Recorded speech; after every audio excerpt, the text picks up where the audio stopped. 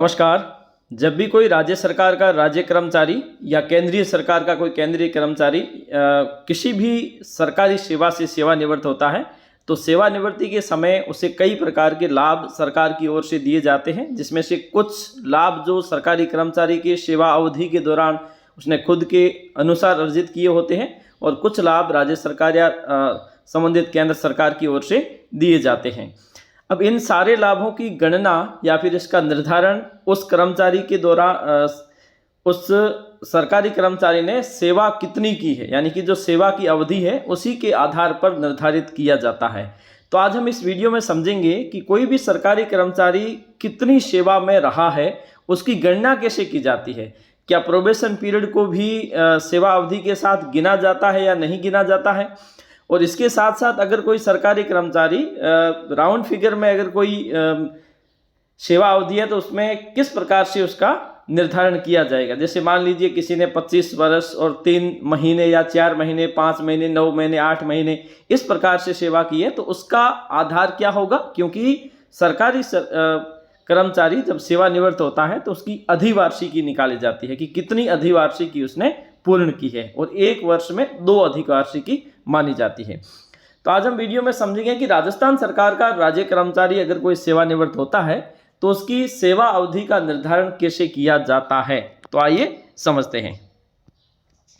सबसे पहले सेवा अवधि का प्रभाव है वो क्या पड़ता है, क्योंकि कोई भी सरकारी कर्मचारी जब सेवानिवृत्त होगा तो सेवानिवृत्ति के समय मिलने वाले सारे लाभ ये तय करेंगे कि उनकी कितनी लंबी सेवा अवधि है, क्योंकि न्यूनतम सेवा अवधि होना बेहद ज़रूरी है। अगर हम राजस्थान सरकार की बात करें तो राजस्थान में वर्तमान में अगर कोई सरकारी कर्मचारी 25 वर्ष की सेवा समाप्ति के बाद में सेवानिवृत्त होता है तो वो पूर्ण पेंशन का हकदार होगा। अगर 25 वर्ष से कम सेवा अवधि का होगा तो उसे अनुपातिक रूप से कम पेंशन दे होगी। पूर्ण पेंशन से तात्पर्य है ओल्ड पेंशन स्कीम के अंतर्गत अंतिम बेसिक या अंतिम जो वेतन है उसका 50%। ठीक है। अब कोई भी सरकारी कर्मचारी जब सेवानिवृत्त होगा तो उसने कितनी सेवा की है उस पद पर रहते हुए या उस सरकार के अंतर्गत, तो इसकी गणना कैसे की जाती है। तो सबसे पहले जो प्रोबेशन अवधि है क्या उसकी भी गणना साथ में की जाती है।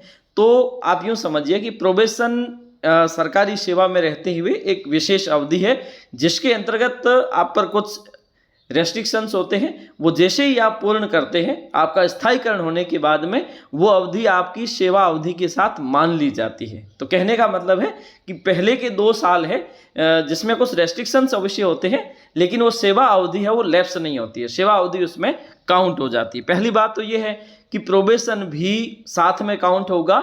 जब आप सेवानिवृत्त होंगे तो सेवानिवृत्ति के समय वे 2 साल जो आपने प्रोबेशन में काटे हैं उस अवधि को भी साथ में गिना जाएगा। ठीक है, पहली बात हो गई। अब उसके बाद में मान लीजिए क्योंकि सरकारी कर्मचारी जब सेवानिवृत्त होगा तो कम से कम उसे 50 अर्धवार्षिकी चाहिए। अर्धवार्षिकी मतलब 50 छमाही है वो इस प्रकार से वो पूर्ण करे, तब जाकर वो पूर्ण पेंशन का हकदार होता है। 25 वर्ष या 50 अर्धवार्षिकी जैसे वर्ष को डबल कर दिया जाता है।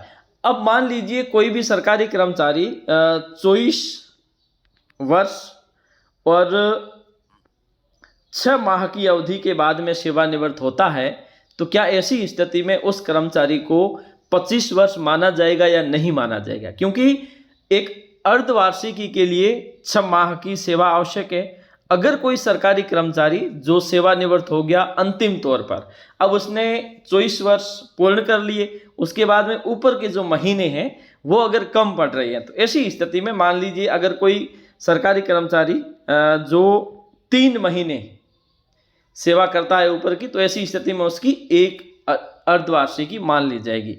लेकिन ये 3 महीने ऐसा नहीं है कि 3 महीने ये कर दिए और 3 दूसरे कर लिए, 6 माही करने से उसके 1 साल नहीं गिना जाएगा। तो कैसे गिना जाएगा। तो मान लीजिए उसने 24 साल और 6 माह किया है, तो ऐसी स्थिति में उसे कितनी मानी जाएगी, 49 छमाही मानी जाएगी या अर्धवार्षिकी मानी जाएगी। अब अगर यही कर्मचारी जिसकी सेवा अवधि 24 वर्ष और 9 माह होती, तो ऐसी स्थिति में ये 50 अर्धवार्षिकी पूर्ण कर चुका होता। तो कहने का मतलब है कि एक अर्धवार्षिकी के लिए न्यूनतम 6 माह चाहिए, और अगर एक वर्ष में 3 महीने कम पड़ रहे हैं, 9 महीने की अगर सेवा अंतिम हो जाती है, मतलब 24 साल और 9 महीने की सेवा हो जाती है, तो ऐसी स्थिति में उसकी जो सेवा अवधि है वो 50 अर्धवार्षिकी के रूप में काउंट कर ली जाती है।